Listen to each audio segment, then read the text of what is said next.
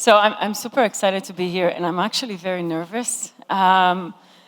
Saturday morning, I went planting. Oh, Nirit is here, and she was with us when we were planting, and I say that it was much more calm than standing here and talk, but I'll start.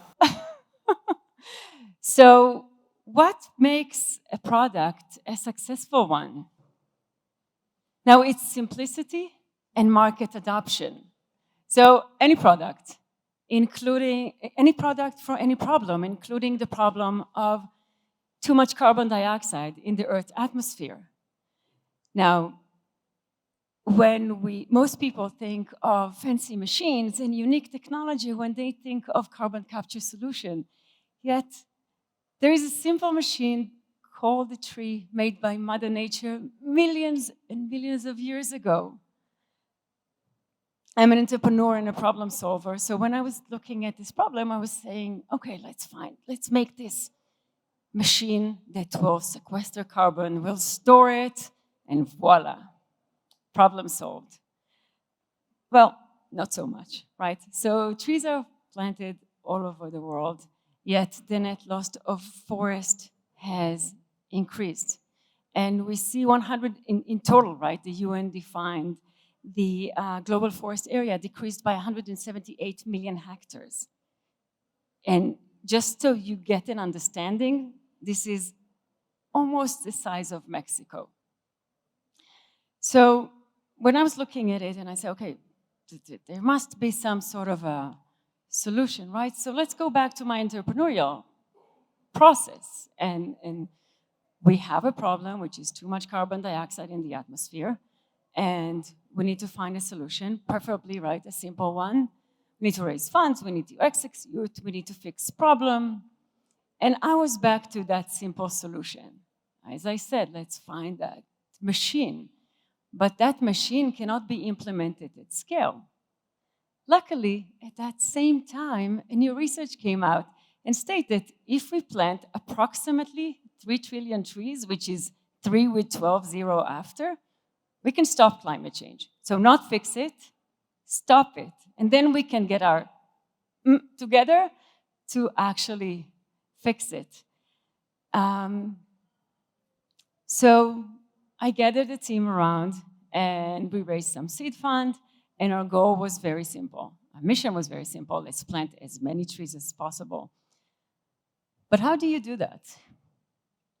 So this is where we did the market research. Try to understand where are the most impactful area to do tree planting. Unfortunately, the most impactful area are usually the poorest and most impoverished ones. We started A/B testing.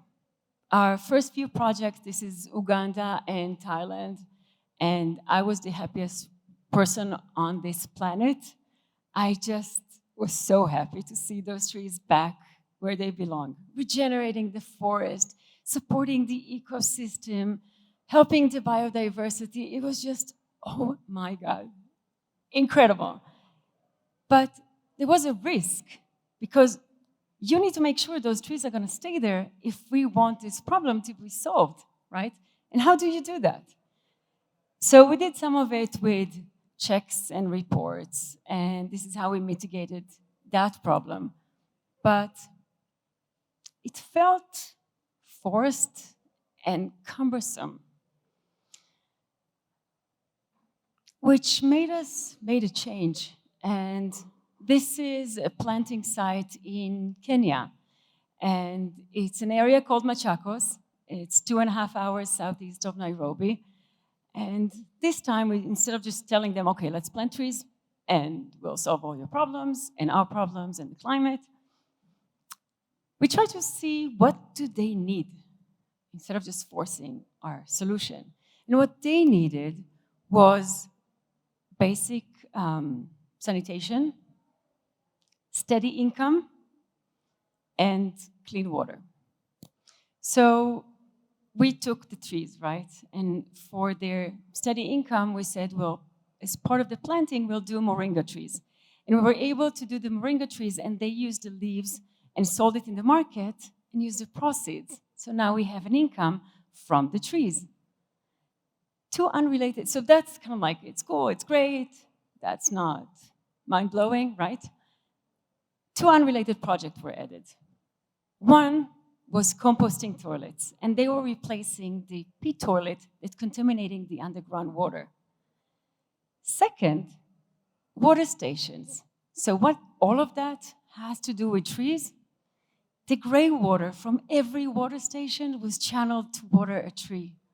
And the compost from the composting toilet was used to fertilize a tree.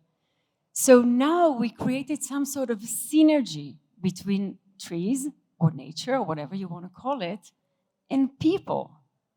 And now we create something more. There is a dependency between the two. And the way I see it is, as I write it down here, trees save not just our climate once they are planted with people, for people. They change also. They become this sort of global equalizer and do much, much, much, much, much more. I want to now kind of like travel to another side, and this is Tanzania. Now, Tanzania, where we planted, is the Eastern Mountain Arc of Tanzania, and it's a global biodiversity hotspot. But there's a huge problem with deforestation because the community is literally putting a lot of stress on that forest. Firewood, shelter, wood, medicine, anything you can think of. And we were there to support tree planting. But again, we're not just tree planting. We ask, okay, tell us what is it that you need from the forest? And what they needed is steady income, it's food security, and it's education. So how do you put that into trees? This magical thing, sorry, my favorite thing, is we added fruit trees to the planting. So that provided some sort of food security. Great, one thing. Second thing, do you see those women? These are peasant women that work in the nurseries, now providing job security.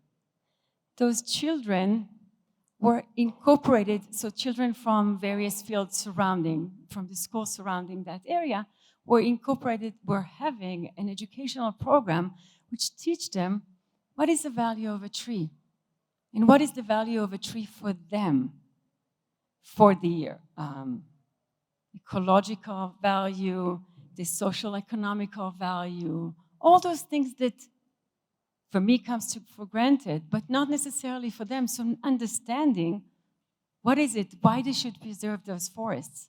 And then at the end, grand finale, everybody, women, children, adults, everybody went, climbed up those mountains and planted. So it was, in a way, creating some, again, connection, that synergy, something that got it so it's not forced. Now, obviously, we're not the only one planting trees. A lot of organizations plant trees, and I love them all. Oh, no, sorry. I'm talking too much with my hands. Go, yes, thank you. So this is one of the biggest projects that I know of, is the Great Green Wall of Africa. And the project, the goal for it is to reforest the entire width of Africa. It's a huge and ambitious project, and once completed, will be the largest living structure on this planet. And one of the things that I can tell you is that it started in 2007. Now, how many years have passed? Too many. 15%, again, 15% of this project is completed. In 15 years that it exists, 18% of those trees died. Why isn't it like the Amazon rainforest in 15 years? It makes no sense. So I was curious, and I went back to the numbers, and I realized that the 20% that did survive had something a little different. Had farmers included, communities included. Farmers were taught water harvesting techniques. They were taught the concept of agroforestry, which is planting trees with crops, with both benefits. So now the area that they wanted to plant trees on is not jeopardizing my livelihood. It's actually helping my livelihood. I get job, I get money, I get food, and it's all year round. So this is what happened with this 20% that succeeded. And I really appreciated that, because this is where realizing that trees has a force to change our lives. We just need to figure out a way how to foster it and harness it and enjoy it. Now, I said force, and I'm going to use that word in a negative way and just say that we cannot force our solution and innovation on the market. So if we go back to that 80%, this is where we planted for the sake of planting. So we forced our trees on those communities, on people that live on there. Nobody cares. And if we don't, then we change something. It's like I can give you something and say, okay, buy it. You'll buy it, maybe, if I'm convincing enough. My beautiful green eyes will get you to buy it. Will you use it? Don't know. So once we change it, and once it's become this part of, I don't know, think of drought, recession, flooding, right? Anything that puts survival rate at the top of any community's priority list, first thing that goes is the trees. God forbid it's a tree or my child. I'm cutting down a tree, and I'm a tree lover. So the change of perspective, this is what made the difference here. Now, going back to my favorite moment, Kenya.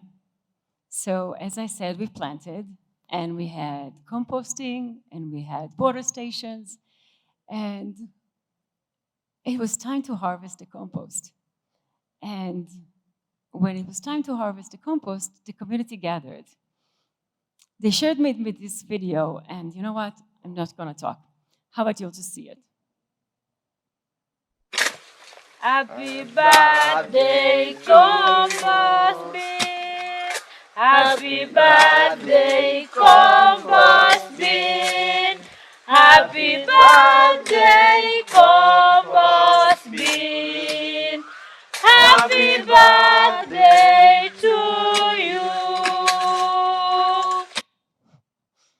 So I don't know about you guys, but this actually brought me to tears, because it kind of like, it's for me, it was the ultimate goal, seeing the community so immersed in the trees that they humanize them. It's not just a tool. It's not a technology. It's not a problem solver for climate change. It's part of them. And this is what I'm looking for. This is what I'm doing. This is what I'm trying to do. It's kind of like, for me, it's a driving force to change our future.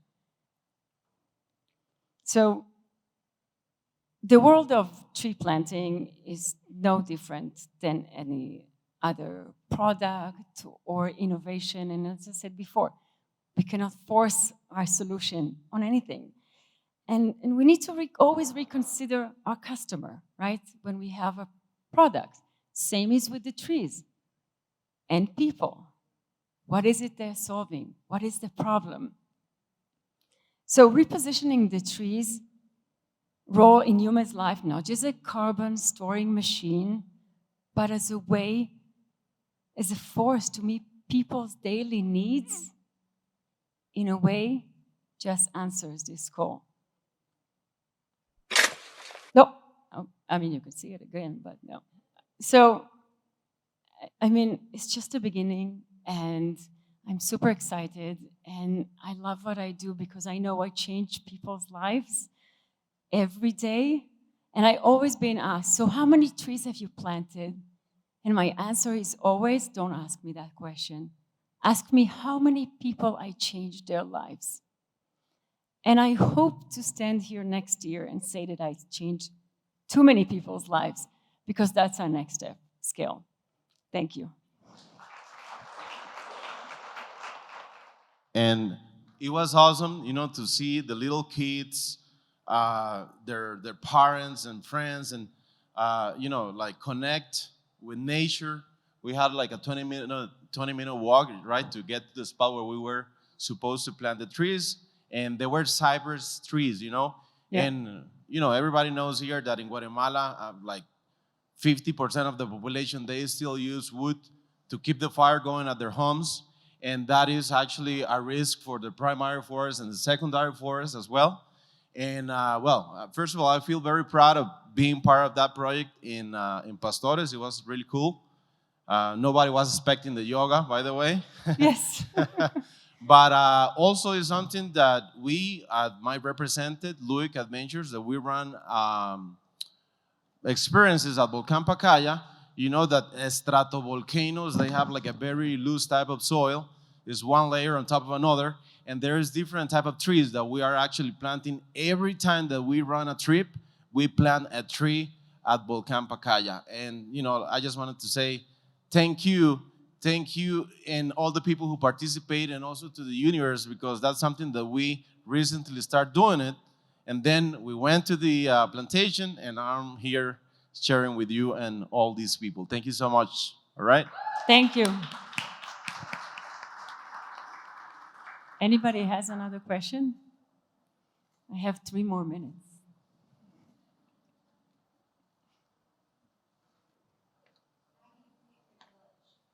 How do I pick a village? That's a very, very good question.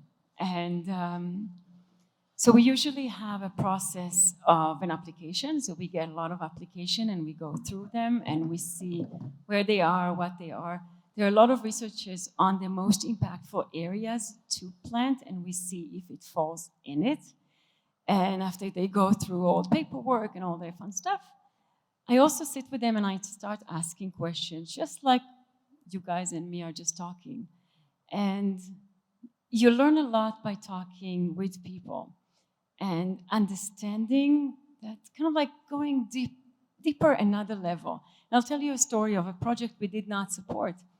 It was a village somewhere in Africa, and they did something amazing. So one of the things that this village had a problem with was women that were cooking in their huts, and it's usually made out of mud and kind of like wicker at the top. Once they cook, they usually either suffocate because there's no good ventilation, or it burns down in flames. They die. So they have a lot of women die. What happens is that they take out those mud ovens to the outside, teaching them how to do that, which is like, oh my God, this is the perfect project for us, right? We started talking. Continue talking. The last few seconds of the call, I said, okay, tell me a little bit more about the forest. What type of trees? And she's explaining, and then, what do you do with those trees? She's like, oh, we cut them all for firewood. I'm like, wrong answer. So it's making that connection with people and understanding their needs after they go through the entire process of paperwork. Thank you. Yes?